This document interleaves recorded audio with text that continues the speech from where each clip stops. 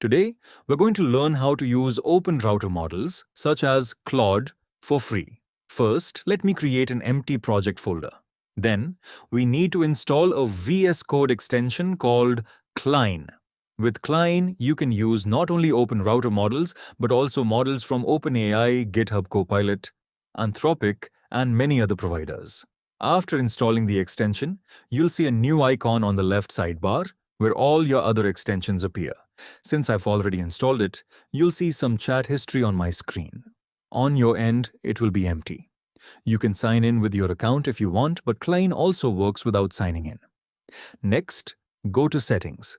This is where you'll enter your API keys and choose the model you want to use.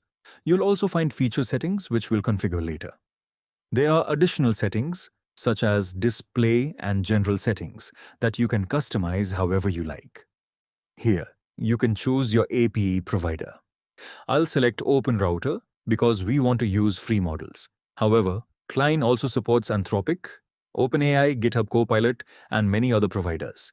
Just choose whichever API provider you want from the list. Now, search for OpenRouter. If you don't already have an account, sign up first. Then, go to Get API Keys and click Create API Key.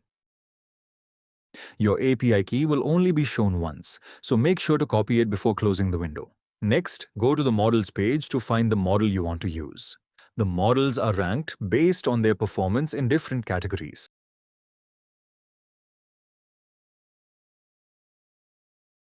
For example, Google Nano Banana 2 Lite is a newer model, but it's not free. Since we are looking for a free option, Poolside Laguna XS is one of the best choices.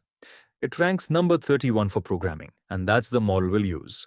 Now, return to Client Settings, choose OpenRouter as your API provider, and paste the API key you created. If you're working on tasks that require more complex reasoning, you can enable thinking. There are also some advanced settings available if you need them. Once you're done, click Done. Next, open feature settings. As I mentioned earlier, there are several options you can customize. You can enable features like auto compact, strict plan mode, and subagents for better performance and longer workflows. You can also customize other settings, such as the display mode. For example, you can choose between plain text and rich display. I'll keep mine set to plain text. And that's it. Your setup is complete, and you're ready to start prompting inside your repository or codebase. Happy building! If you enjoyed this video, please subscribe, like, and share it with anyone who might find it helpful. Thanks for watching, and I'll see you in the next video.